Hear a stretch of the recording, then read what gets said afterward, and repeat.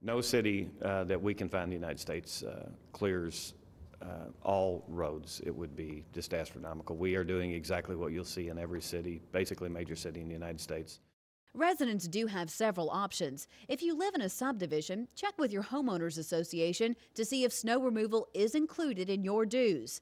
Some residents also pool resources to hire a private contractor. Typically what we do is we'll have board meetings throughout the year in which specifications will be determined depending on the type of community and the type of areas that they have to be cleared. We have some qualifications. Hey, first snowflake that falls, we want you out here to spread ice melt. Other organizations say, listen, we don't want to see you until there's at least 3 inches of snow on the ground. Who's responsible for clearing sidewalks and parking lots?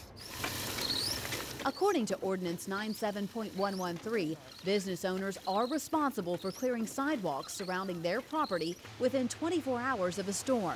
The city does not clear sidewalks. Metro government crews will clear the parking lots of all city buildings.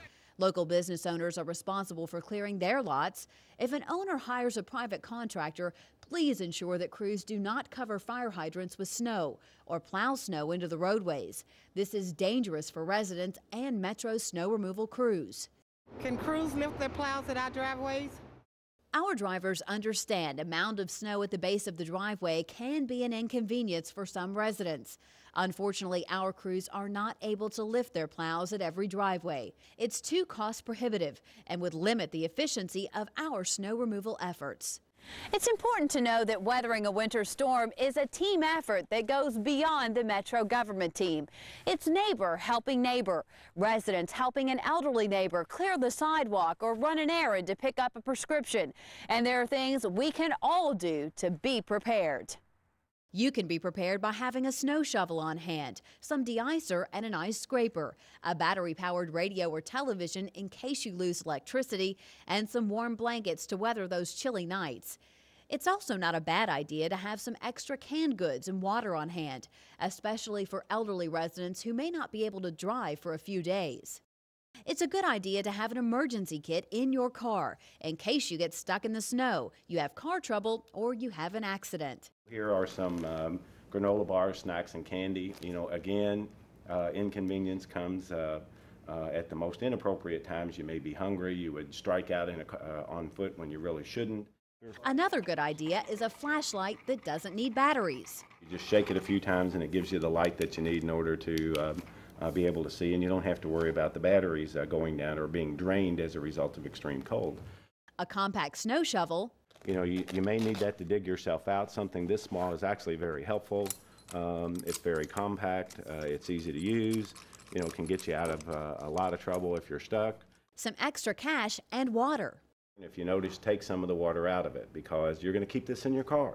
And when it freezes, you don't want it to burst on your supplies and you want to have it available. So take some of the water out, leave it in your car. If you take medication, keep a day's supply in the car. And don't forget a first aid kit. You should store all of the items together in a waterproof bag.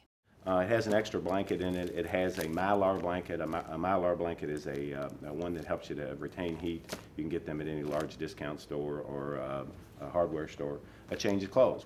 Now that you know what to do at home, let's meet some members of our Louisville Metro government snow fighting team and talk about the rules of the road. Keith Springer has been driving a snowplow for the past 9 years. And you're helping people too as you go, and that's always a good thing. With an average of about 18 inches of snow in Louisville every year, Keith and his co-workers stay pretty busy. So we can come in, get our equipment ready, get the salt ready, get a stage at our staging points for all the routes, so that when it does start snowing, we can react pretty quickly. And Keith doesn't only work late nights and long hours. Holidays away from family aren't uncommon. I miss Christmas Eve with my family and Christmas Day. We kind of got together. My family understands what I do and when I do it and why I do it when I do it. Keith and his fellow drivers are hitting the streets when police are urging residents to stay off the roads. Officers have these tips for residents who are going to be sharing the roads with our snowplows. Because the snowplows are hopefully eventually will be the path in which you'll be able to negotiate your vehicle through the inclement weather as it goes, and that's why they're there for. So obviously giving them ample room and space for those individuals to do their job actually makes it easier for the motorists. And when the mercury drops and snow starts to fall, the best advice is simple: buckle up. Obviously buckle up, whether it's 80 degrees or 80 below. It's just a common sense safety measure. Not necessarily that you want that because you have one on, but obviously your chance for survival much greater when you have them. So when Keith Springer and the Metro Snow Team hit the roads this winter, remember, be patient, buckle up, and give them plenty of room. Louisville Metro is ready for winter weather, and we hope that you are too. Thanks for being a part of our snow fighting team. For more information about snow and ice removal, log on to our website. That's www.louisvilleky.gov. When Metro Edition returns, we'll have more on how the city is combating the problem of meth and come up to date on other city news.